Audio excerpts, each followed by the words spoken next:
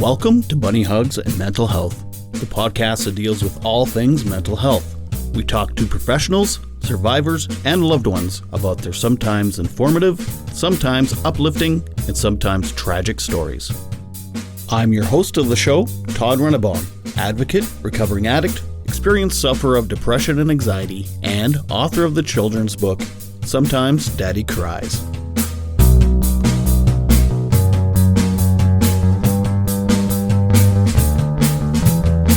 Hello, welcome to another episode of Bunny Hugs and Mental Health. I am Todd Rennebaum. It is still June, which means it is still Pride Month. And in this episode, I talked to a good friend of mine. He's a young gay man who grew up in the Mormon church. He discusses some of the traumas and some of the mental health issues he had, guilt, shame, and all that kind of fun stuff growing up in the Mormon church as a gay male. He also talks about just being in the community and being witness to some of the mental health issues his peers go through, including addiction. And it's kind of a different interview because he's one of those people that we're former coworkers, and he's maybe one of my favorite coworkers I've ever had because he's just got a great sense of humor, and we just have a lot of fun together. So it's less like an interview and more like two buddies chipping each other up once in a while and just, I don't know. You'll see. Anyway, before I play that, I just want to thank everybody that's left questions and comments on my social media accounts, Bunny Hugs and Mental Health on Facebook and Daddy Cries Book on Instagram. And I'd also like to give a quick plug to Penny University Bookstore. It's on 3104 13th Avenue. You can go in there and talk to Annabelle. And if you're not that kind of person that wants to go in public yet, or you just like shopping online, they do have a website, pennyu.ca, and you can order books on there. So do that. I also want to give a quick plug to another great mental health podcast, Hard Knocks Talks, with Daniel Unmanageable. Okay, now let's get to the interview. Without further ado, I'd love to present to you my good friend, Brayden Crawford. So I grew up Mormon. I grew up, was born into the church. I spent a lot of time there. I basically spent 6 days a week there when I was growing Yikes. up. Around 10 years old, I realized I wasn't really like everyone else, and I realized I liked guys. I didn't really admit it to myself for a long time, but I kind of always knew, which wasn't a great situation to grow up in. Growing up Mormon, it was interesting. There's a lot of guilt that goes with growing up Mormon, as I'm sure there are with most religions, but I definitely experienced a lot of guilt growing up for things that really I shouldn't have been guilty for, which definitely still affects me to this day. But growing up Mormon, it's hard to see that in the way that it actually is. When I was Mormon, I thought that I deserved all of that and that I should feel guilty for the things that I was thinking and feeling, which wasn't really great. So, like the homosexual stuff, or other stuff too. Yeah. Among other things too. It's not just being gay. It's the whole culture is pretty focused in guilt. Once you get out of it and you realize what it is, it's really just guilt to control people. There's a lot of good things in it too. Like a lot of religions have a lot of good messages, but the underlying message was guilt-free, at least. Yeah. Which really, I think, still affects me to this day. There's still times where I'm doing things that are perfectly normal that everyone does. Even sometimes when I have a drink, I'll feel guilty. I shouldn't be doing that. So it's definitely still affects me to this day. But, it's an everyday battle, telling myself that it's okay to live my life the way I want to. So do you think you make Joseph Smith sad? I don't really care. but like he might not really like me that much. Yeah. Huh. Is there a big Mormon community in London, Ontario? Super big. It was about I mean there was two groups of about 75 people each, so it's not huge, but it's there's enough people that there's a community there. Yeah, it's not like it was just my family. There was a bunch of families that I could interact with. I didn't really have a lot of friends that weren't Mormon, except for in school, and it definitely hindered my relationships with others too. Because like when you're Mormon, you kind of see other people as different. Um, As sinners? yeah, basically. I mean, not like it's not. I never looked at other people with like hate or disdain, but there was definitely a sort of elitism that came with being Uh, Mormon. Like I know what's right and you don't, right. which definitely affected my relationships growing up for sure. Huh. Um, I've listened to other podcasts about like living in cults and Mormonism, like like these extreme religions, Mhm. and like just that alone, it's like a mental health episode. But to be gay in a Mormon sect or whatever the hell you want to call it, I'm not a religious guy, so I don't know the right terminology, but um, must have been extra frustrating and scary. Yeah, I mean, it was hard because like a lot of sins that people say are sins are like things that you do and like actions that you take that are wrong. Um, Whereas mine was like who I was. So that was like Mm, it felt like I couldn't escape that. Like it wasn't something that I could just not do because even when I was Mormon, I didn't think that I could ever like marry a woman. I was not going to put someone through that. mm, Like I couldn't see myself marrying anyone. I thought like I would just be alone for my whole life because I couldn't marry a woman and I couldn't pursue what I wanted. So until I realized that I had other options, I kind of thought that's where my life was going to go. and how old are you when you realize there's other options? I waited. Well, not waited. I discovered at 18 that I could just leave. It was different because I was at the point in my life where I was going off to college soon, and I didn't have to live with my parents anymore. Um, so I didn't have the same kind of pressures that I would have if I was living at home. So I kind of started letting myself let go more. At that point, I was also out to my friends and myself, which really helped push me out Mm-hmm. because I knew that it didn't line up with my life. Mm-hmm. When did you come out to your parents? Yeah, I came out to my parents at about 17, so before I left. Basically, I was going through one of one of the worst parts of my mental health life. Um, I had a friend in the church that was really emotionally abusive, and I didn't realize it. Basically, one day she um, emotionally manipulated me into telling her that I was gay, and I gave her that secret. And then she started using it against me, which was pretty rough. So I basically had a mental breakdown of little of sorts, and I told my parents what she knew because they kept asking why I couldn't just drop her as a friend. Uh, So I had to tell them what was going on. It was pretty rough, but my parents are honestly um, pretty fantastic.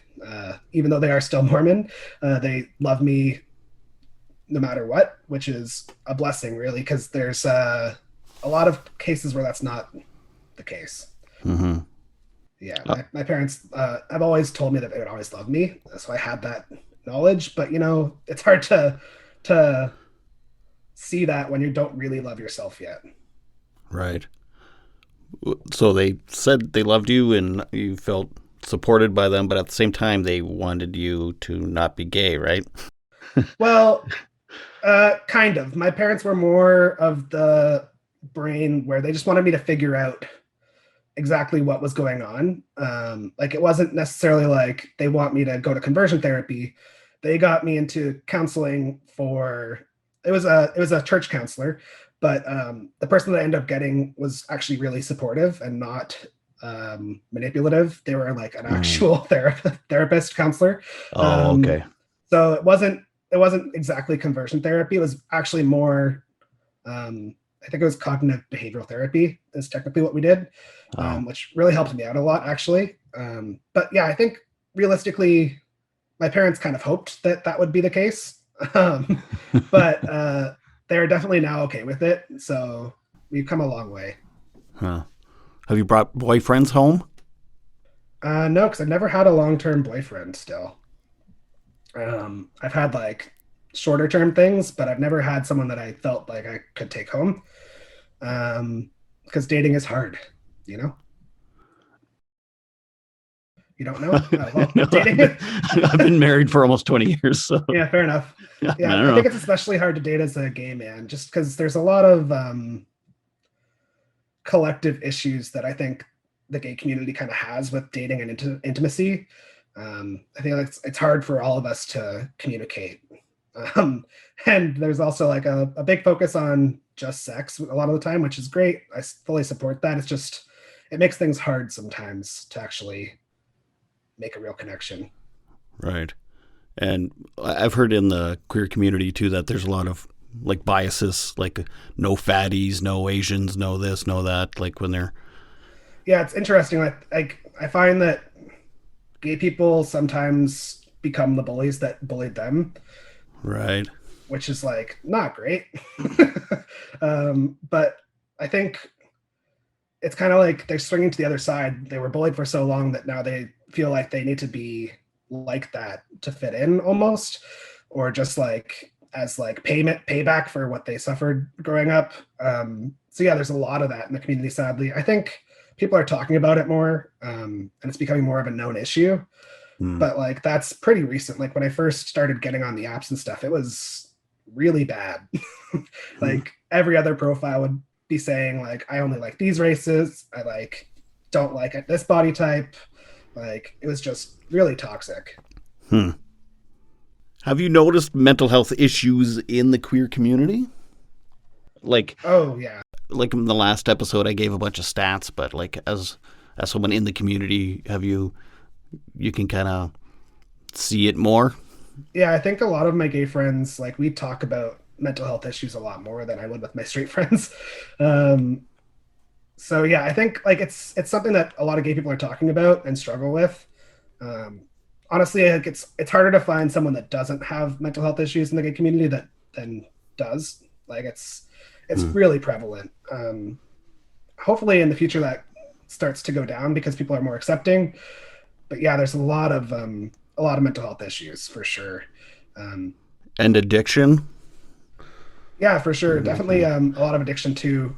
Like I haven't had a huge amount of experience with that in my personal friend group, which is good. But there's definitely a lot of stories that I've heard of people abusing a lot of substances and self-medicating. It's hard, for sure.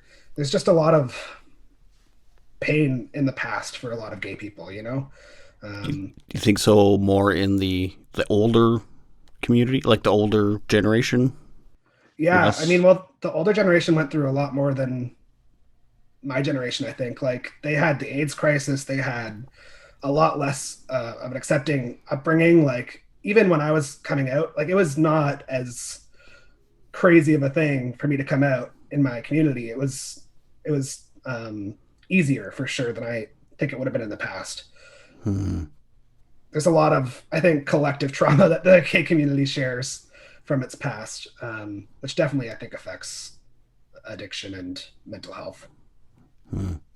Do you think you had it harder being Mormon than and coming out than say a non-Mormon? Yeah, I think so. Like, yeah, I think something that was kind of hard as a Mormon coming out was the social impact that it had. Basically, all of my friends that I made from birth to the age of 18, I kind of let go when I came out. Um, yeah, it's hard because when I left, a lot of my friends stopped talking to me, didn't want to talk to me. Hmm. I didn't even tell them that I was gay. I just left the church, really, because it was easier to just leave than it was to say, hey, I've been essentially lying about who I am to you guys. Um, I felt guilty about that. So I kind of just left and I didn't talk to them anymore. So I basically gave up all of my friends that I made through my teen years, except for my high school friends who I still talk to. Hmm. It's also hard because a few people have reached out over the years, but it's basically just to ask me to come back to church. It's not to see What? how I'm doing. Yeah. It's not to see how I'm doing or check in with me. It's usually saying, hey, do you want to come to this thing? Uh, there's a church service that's going on. Are you interested? It's not it's not about me, it's about the church when they reach out. Weird. Yeah, I mean, even growing up Mormon, that's what I was taught to do too, really. Like my high school friends, I'm surprised they're still my friends because there were definitely times where I would invite them to church things that they did not want to go to, and had no interest in going to. But if you didn't invite people and you didn't bring people to events, like you were looked down on a little bit. It wasn't like explicitly said that you had to, but the expectation was definitely there. Huh. So yeah, I mean, I feel like making friends for me in high school was really hard because one, I was gay and I wasn't comfortable with who I was. And two, I had this weird relationship with people outside of the church that like I had to like convert them, um, and help them see what I could see and like the special information that I had to like give it to them because I had something special, right? That's kind of what I thought. Hmm. Um, Did you think you were helping them? Like, hey, come join this really elite club that's super awesome? yeah, kind of. Like I believed that like they needed to know so that they could have a good afterlife, basically. Like they needed to accept that the Mormon church is true, or else they wouldn't have a good afterlife. And like it was weird, and it impacted my relationships a lot because like people don't like to have you think that you're better than them, and that's basically what I thought, right? Mm-hmm. It was like a weird elitist mentality that I had over all of my friends. And I don't know if I like necessarily made that come across, but it was definitely in my brain. Um, so I'm surprised that I still have a lot of my high school friends, honestly, because if I was my friend, I would have dumped myself, you know? Yeah. Have you ever talked to the girl that was like holding your homosexuality over your head? Oh man, no, she has tried to reach out a few times, but I blocked her on everything. Um, Cool. What's her yeah, name? No, not Oh, going there. oh, okay. Was she around your age? Yeah, yep. She was, I think, maybe 1 year younger than me. I don't Uh, remember at this point, but luckily my names are now off the record of the church. So even if you looked me up, I wouldn't be on it. So we're good to go. they erased, they canceled you. Well, actually, I had to, well, not hire a lawyer. There's a lawyer in Utah that basically writes legal letters to the church to get people to get their records off of the church's records. You know, What? yeah, because they won't remove your records without a lawyer telling them to. They'll keep your name on the books unless you get a lawyer to tell them not to, Good Lord. or you get excommunicated, which is where they kick you out. Yeah. Um, yeah, so me and all of my siblings now at this point actually have done that. Got our You've all records left? removed.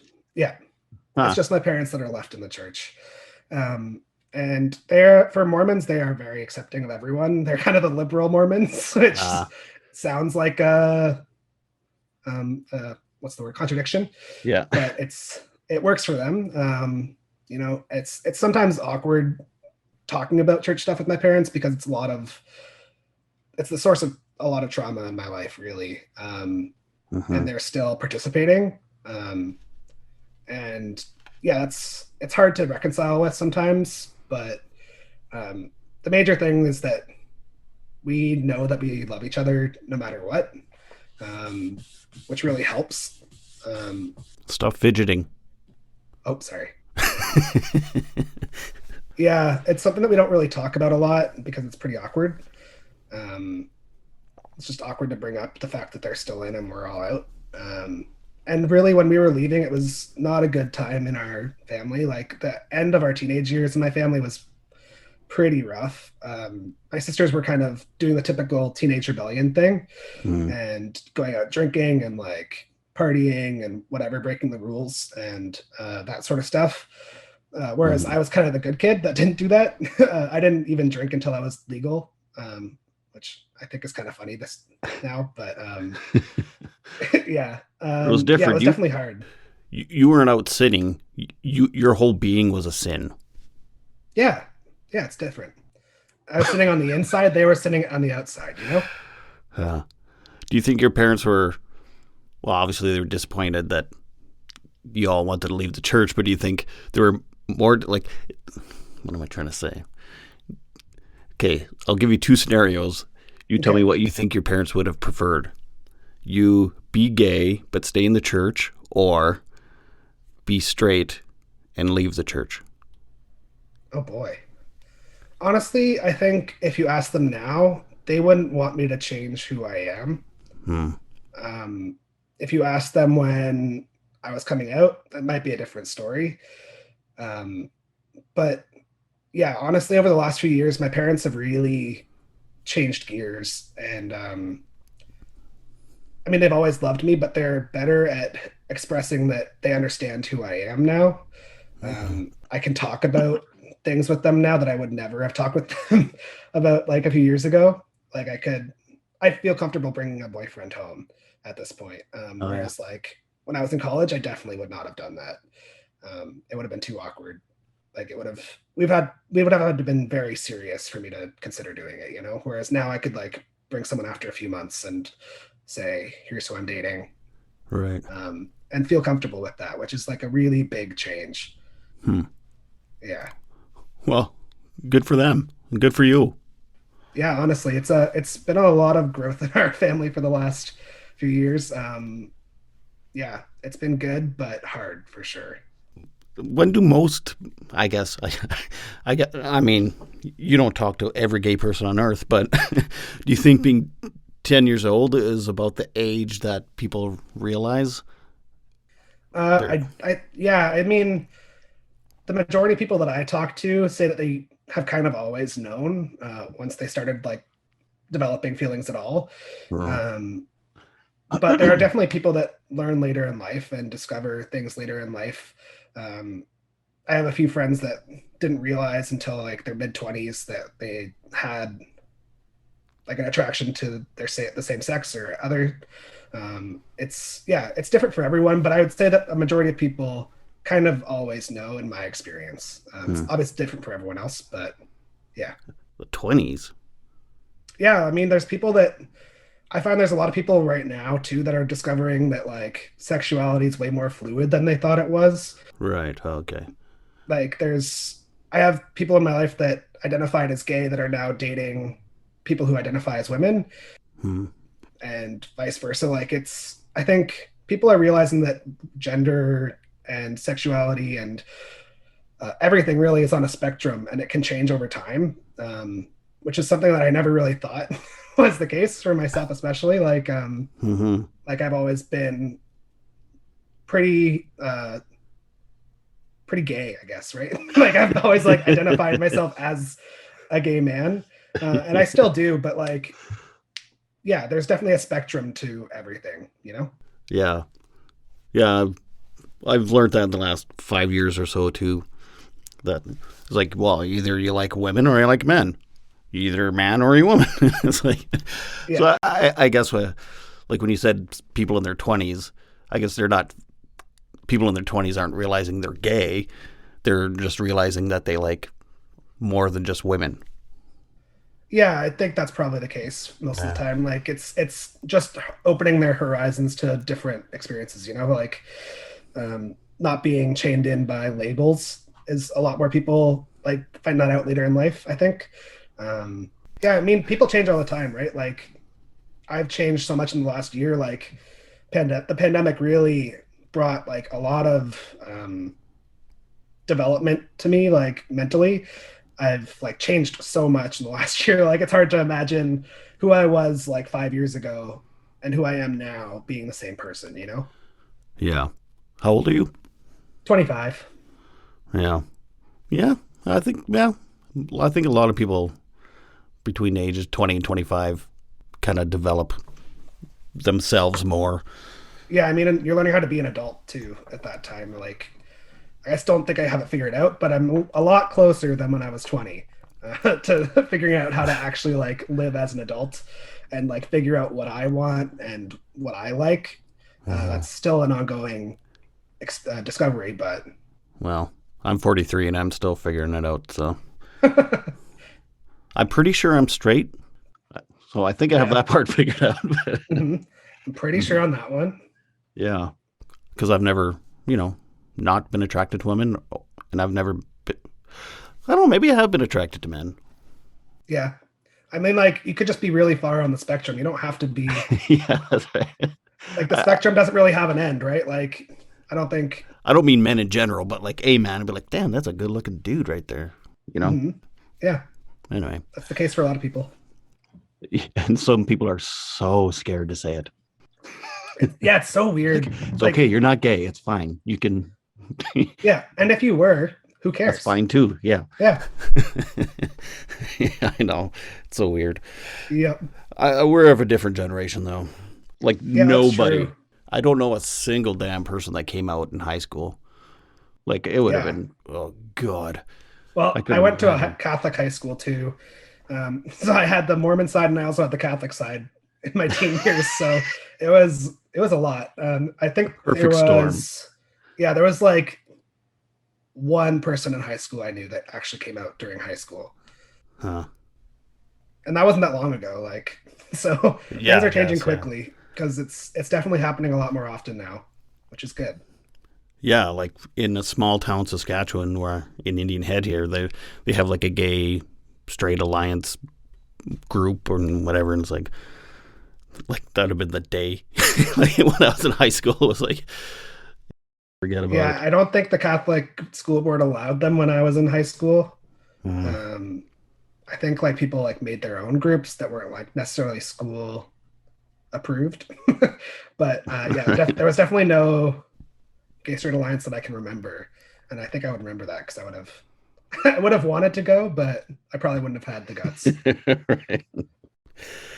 Well, like I have friends that have come out, like high school friends that have come out, but they were like in their 30s when they finally came out. Like that's the generation I'm still in. Like, I mean, not saying that they're pioneers or anything, because I mean a lot of other people have had a lot worse than they have. But yeah. Anyway, Yeah, I uh, think like also though like the idea that someone has it worse so you shouldn't complain is like a pretty like everyone has their own experience. Why are we judging people for coming out later when we don't know their whole life experience, right? yeah, Like everyone's different.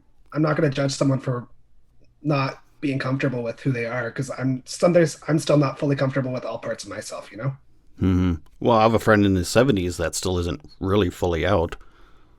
Yeah, I mean at that point like it's just got to feel like you've lived your whole life hiding. That's got to be really hard to break out of.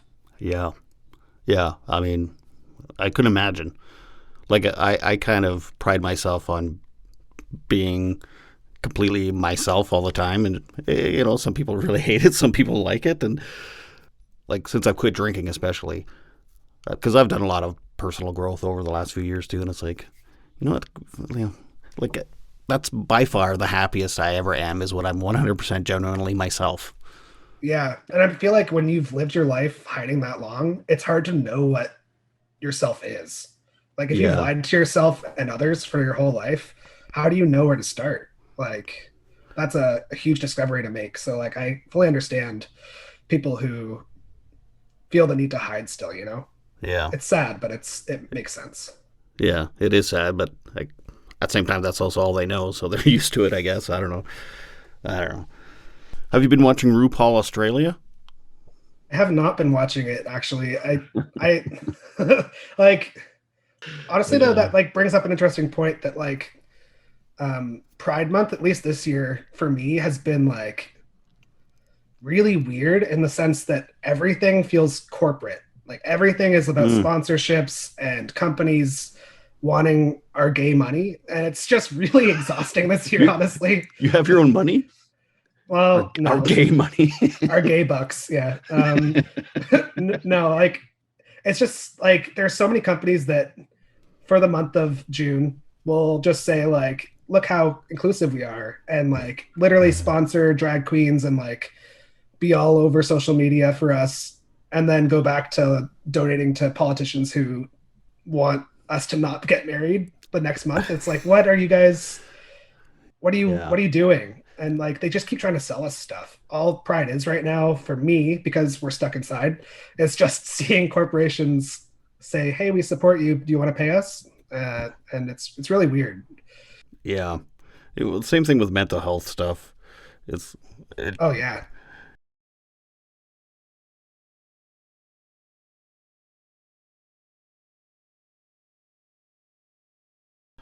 yeah. getting paid minimum wage and crap. You I know, guess I can't call out companies on your podcast. That's probably not a good thing to do, right? well, I don't care. Well, it's like the Bell Let's Talk Day. Like what? Like Bell is one of the companies that like is so elitist in a lot of ways too. Like you have to pay so much money for like the minimal service, and their employees are treated like crap. Like what? Why are you talking about mental health when you're a part of the issue? like like corporations are, I think, are like capitalism in general, I think is a source of a huge amount of stress for everyone. And then to see corporations be like, oh, we can fix it together while their employees are still starving is just wild. Yeah. Word up. Yeah. And I mean, I get that there's mental health months and mental health week and suicide prevention day and da da da da da da da da. But yeah, I don't know. Like, obviously I'm a huge advocate and all that stuff, but Hmm.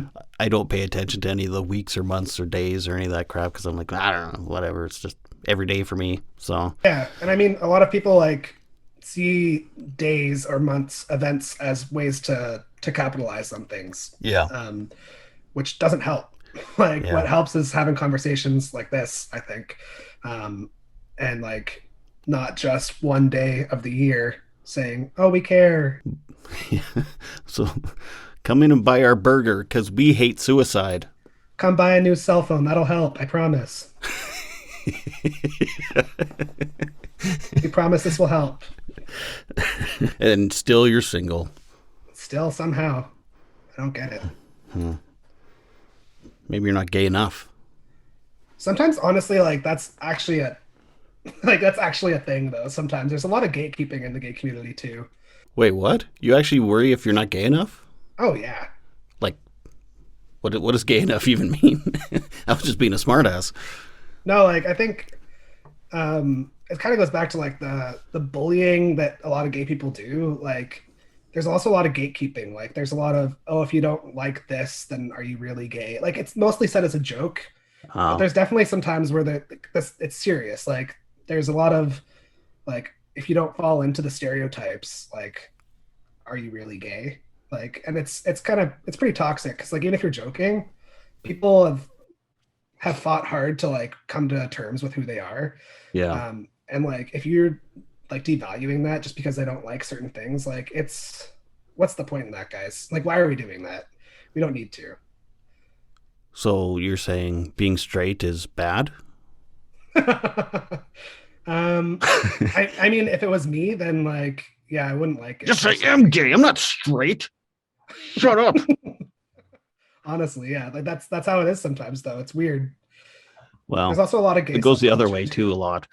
Oh yeah. Yeah. Fag. I am not. Yeah. Uh-uh. And it's like, what do you care anyway? Anyway, Why do you care? were you ever called the F word? No, I think I wasn't really bullied a lot for being gay because I wasn't really out. And surprisingly, I apparently did not seem that gay from the outside in high school. Oh, so you Although I shocked was, people.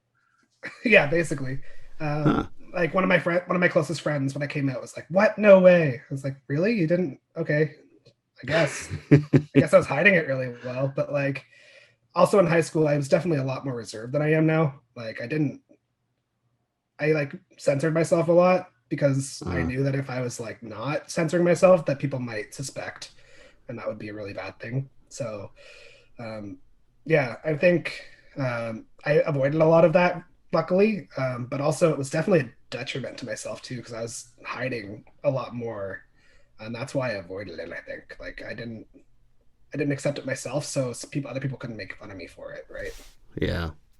It's so bizarre. Like, I remember being in high school and, like, I totally get all what you're saying. It's like, but now it's like, now that I am genuinely myself all the time, it's like, I can't imagine hating someone just because, I don't know. It's just so bizarre to me that Yeah, the teenage people years just, are weird. yeah. Like, why do we feel the need to judge everyone for everything? I like it's just so bizarre that like every little thing that a teenager does is analyzed that much, you know? Mm-hmm. It's exhausting. I don't have the energy for it anymore. I don't care enough anymore to like censor myself. Like I don't have the energy for that. I'm just gonna be me. Yeah. And they always say, like, if you're going to make fun of me or whatever, do it to my face. I'm like, no, don't do it to my face. Do it behind my back. Yeah, honestly, I don't want Like, to I know. don't care. I don't care. And if you say it to my face, then I have to think about it. Yeah, And like I have to exactly. interact with you too. Like, I don't want to Exactly. talk to you. I don't want to talk to anyone, let alone you. Yeah. The people who I talk to was a very small list, and you were not on it. Yeah. So So please talk about me behind my back, please. please. Yeah. Um, but I mean, it's nice that things are a changing. That maybe being gay isn't so traumatic anymore. Oh man, And I think like that day where people don't have to care anymore is like it's like heaven in my mind. Like I can't imagine it, but I really hope we get there. I think we're getting closer, but there's still places where it's different. well, yeah, I know. I was just thinking that. Yeah, I was just thinking, like, to me, I feel like we're there already just because I'm of a different generation. But to you, I guess, yeah, we still have a long ways to go.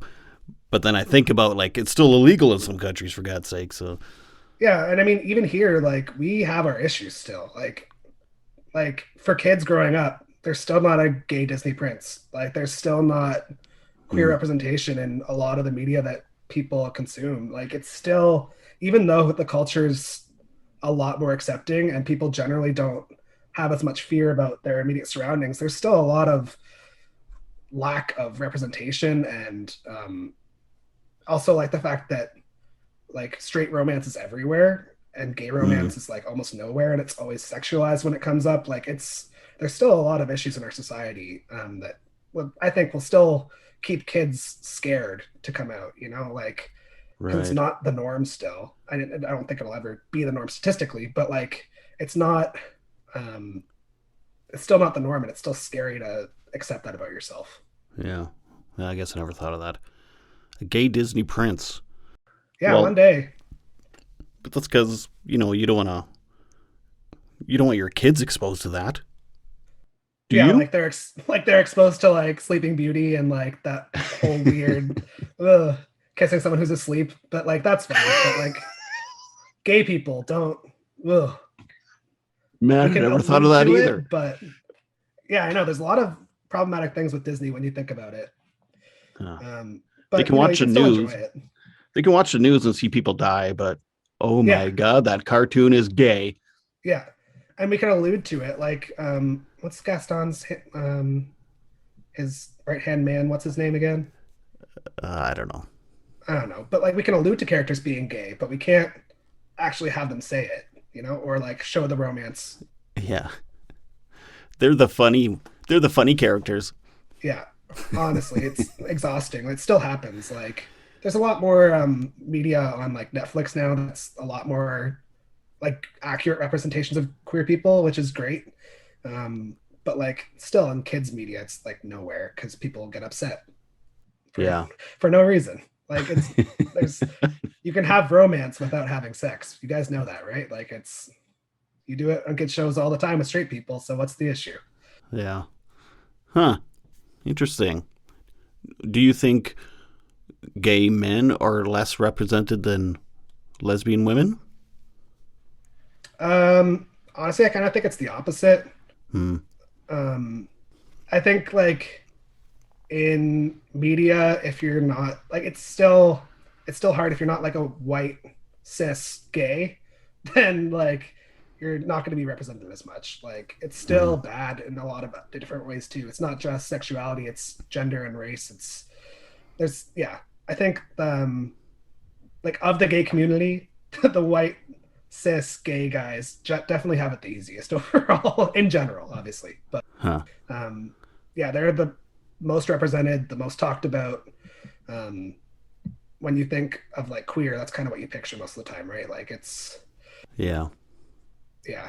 So I'd say like definitely they don't have it the hardest, but Yeah. Yeah, I suppose.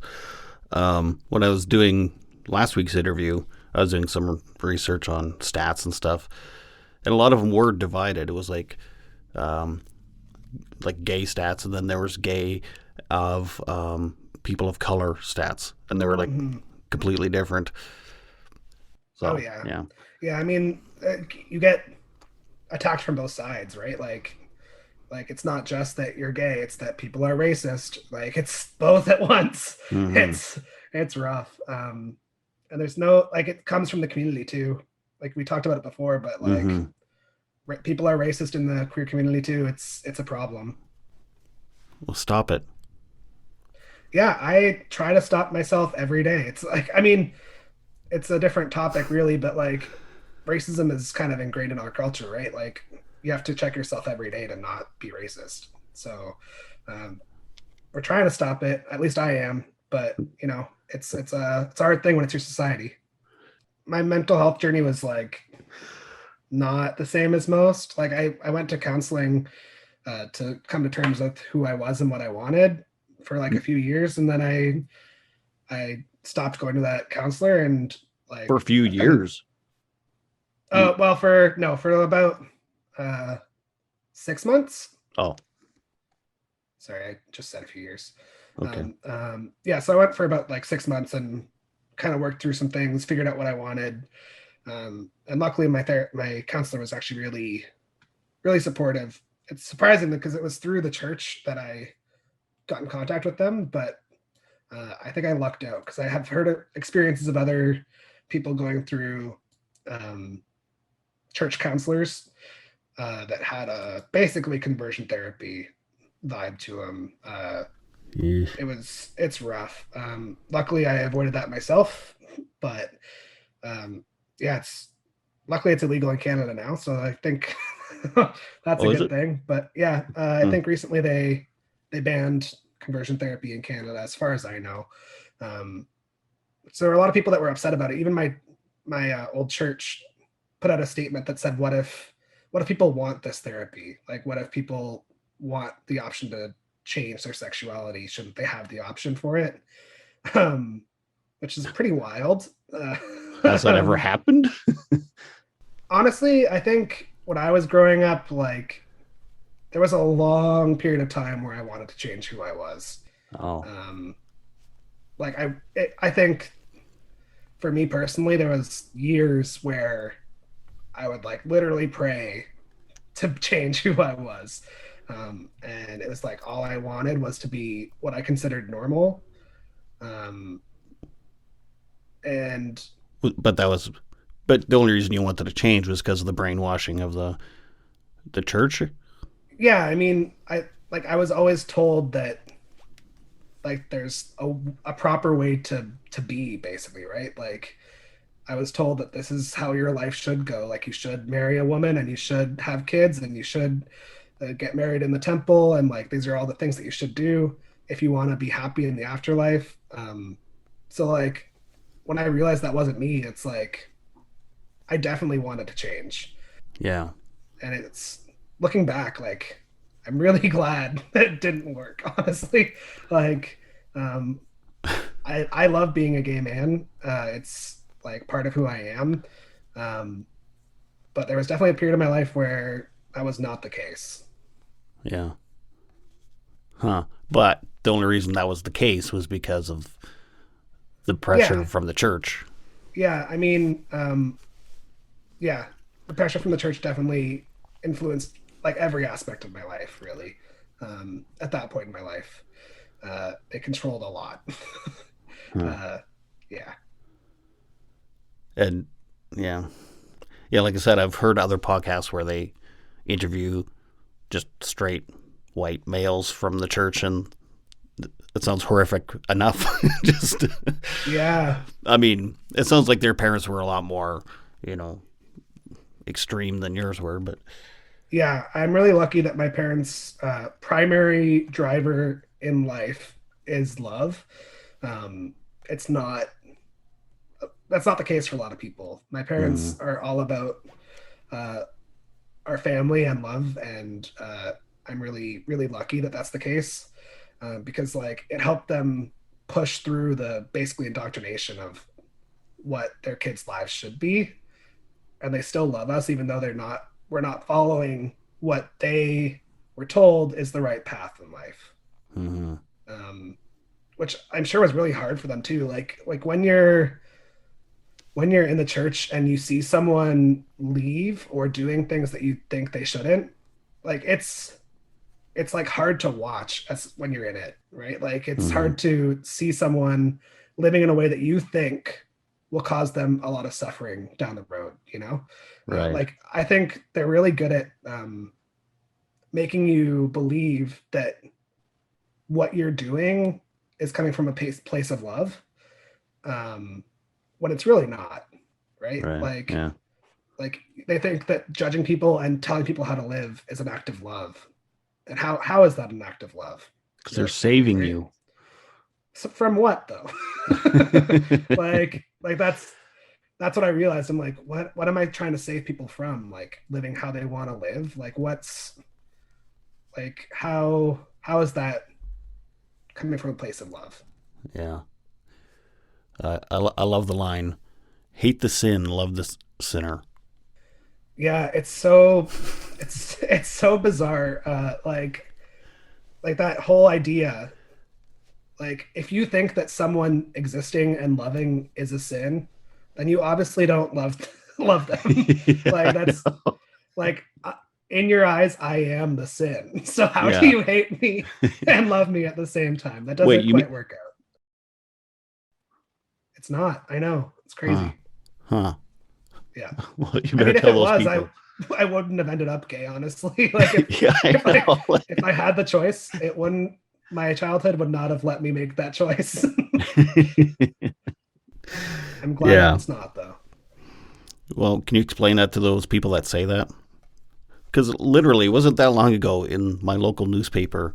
It was like a minister was talking about gay marriage, and Mm. someone had a rebuttal letter, and they're like, "No, no, no, you've got it all wrong. I don't, I'm not against homosexuality. I'm just," and then they used that phrase, hate the sin, love the sinner. I was like, but it, yeah, but that's the, so, what? That doesn't make sense. Yeah, I know. It's such a weird.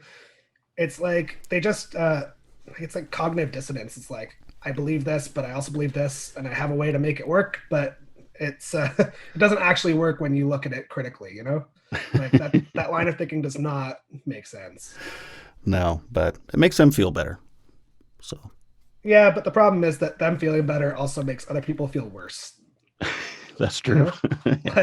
Like I'm all for people living the lives they want to live until they start making other people feel bad or hurting other people. Check yourself. Like when it's internal, like that's your business. But Yeah. and it's not good when it's internal either, really. Like it's still hard. But once you start affecting other people's lives, that's where it gets serious. Do you think your parents are judged by other people in the church because all their children left? Oh yeah, for sure. I think yeah, the Mormon church is a weird place in the sense that no one says that they're judging you, but everyone judges you. I mean, I think that's pretty universal for like a lot of places, but Yeah. um yeah, it's interesting. Like when I was still in the church, I would definitely judge people who left. Um Yeah. and like I would maybe not like in a mean way in my heart, but like I would be sad that they weren't able to see what I see, you know? Like I'd be like, oh, it's so sad that they can't see the truth that the rest of us here can see, and we have like the special knowledge, and they're going to miss out on that, you know? I always found that religion, like, in my mind, comes from a place of almost elitism. Like, it's like this idea that I have this special knowledge that makes me stand out from the rest of the crowd. And like, I know what's real and I'm better than other people for that, you know, like it's, and it's a human desire to stand out like that. I get it. Like, and understand why religion works. It's just, it's hard to see that when you're on the inside, because you think that you're just a good person. Thank you so much, Brayden, for your time and your courage to talk to me about that while being recorded. I know you don't really do any public speaking on this kind of subject matter. You don't have any articles written or anything like that, so it was kind of out of your comfort zone doing this. So again, thank you. And again, I miss you, buddy, and I just had so much fun talking to you. I wish I wish you could hear the entire conversation, but a lot of it had to be deleted because, you know, we are good buddies. We have sometimes an inappropriate sense of humor with each other. But anyway, you still got some really good stuff. Next week, it's another good friend of mine. I've known her for a long, long time. I'm her younger brother is one of my best friends. And she's going to talk about postpartum depression, anxiety, and postpartum rage, which I didn't really know anything about until I spoke to her. Her name is Jilly Heineman. And yeah, I'm looking forward to that. And I hope you are too. And thank you for listening. Please subscribe, rate, and review however you are listening to this podcast. It only takes a moment, and it really helps the show out with getting noticed. This episode has been sponsored by Penny University Bookstore, 3104 13th Avenue. Call 639-571-2186 and check out their online bookstore at pennyu.ca. And Regina Plumbing and Heating. Call 306-585-2000 for all your plumbing, heating, and cooling needs. If you are having a mental health crisis, please call the Canadian Crisis number at 1-833-456-4566. In Saskatchewan, the mobile crisis team in Prince Albert is 306-764-1011. In Regina, it's 306-525-5333. And in Saskatoon, it's 306-933-6200. Don't forget to check out my children's book, Sometimes Daddy Cries. Sometimes Daddy Cries is told through the eyes of a boy whose father suffers from depression. He sees his dad get sad, rest, and even go to the hospital, all while comparing his father's depression to a physical ailment. Available on Amazon.ca.